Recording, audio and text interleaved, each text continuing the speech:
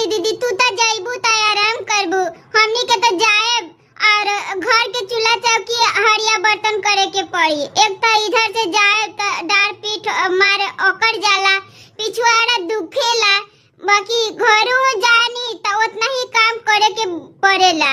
काहे ये झारखंडी तार घर में कोई करे वाला नहीं थी? इतना बड़ा घर बा, इतना बड़ा रवा खेत बथारी बा, आ इतना चीज धन बा, आ तबो रवा ई बात बोलत तनी शोभा नहीं खे देत। घर में तो इतना बेटी पता बढ़ले बा, तो रवा का करे में थरिया बासन। आ ए बहिनी तू तो नहीं खुना जानत का कोई सब पढ़ल आइल बिया, सब एकदम पूरा स्मार्ट बिया, सब जाना तरू कहता कि हमर बाप मां इतना तिलक काहे के देले बा जे हम काम करी। तू बुढ़िया ले ले बारू तो तू ही करो, तू ही हरिया बासन करो, हम काहे के करी। ती जाइल बा पहले ही से सब 2-2 हजार के साड़ियां किनवा ले बा। एक बार कहले बा कि हां बुढ़िया के साड़ी फट गइल बा तो दे दी खरीद के एक तो बुढ़ियो के, ना काहे के कही। आई हो राम तो तहरा के साड़ियों नहीं की देवनी जी। ना ये बहनी हमरा काहे के साड़ी दी, कहता कि मौगी नो मीठ बा, मौगी के देले बा नया लिपस्टिक आईना सिंदूर टिकले सब कुछ ला के देले बा। मार साड़ी ब्लाउज सब सियाता ब्लाउज रहे हमर पहिल की पतोहिया तवन लक्ष्मी रहे। मार सुतत रहनी है तो गोड़ में तेल ना छूटत रहे, कहत रही कि अम्मा जी खा लाना, अम्मा जी खा लाना।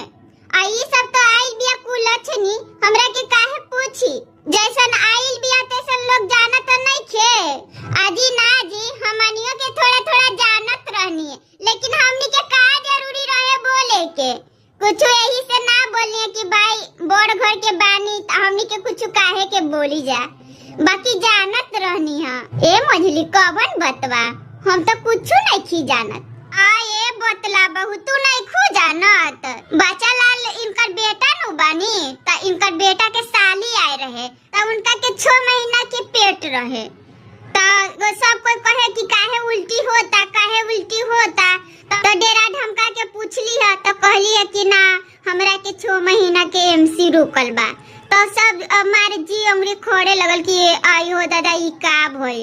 ता का कहली है कि हाली जाके हमारे मातारी के फोन करले है तो भाई आल है, हमारे मारत डेंगावत रहे। हमनी के समझैनी है कि का करवा बबुआ जी, का करवा, अब नादानी हो गइल बा, नादान से आन बानी तो नादानी हो गइल बा, तो अब का करबू, गलती हो गइल बा, तो अब का करबू, अब बियाह शादी कर देहू अपन जाई वही।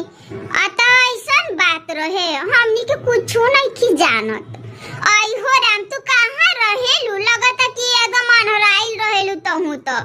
ए झारखंडी दीदी एगो शिव चर्चा भजन गावा, बड़ा मूड एकदम पीराता, लगता कि अब एकदम गिर जाएम घामा के मारे, एकदम बड़ा टेंशन होता जी। का देशवा में बीतता, हमनियो के एगो बेटी बा से बड़ा चिंता लगता कि का होई का ना। हमनी के तो मन करता कि बचपने में ब्याह कर दी, का करब, जुग जमाना ऐसन बात।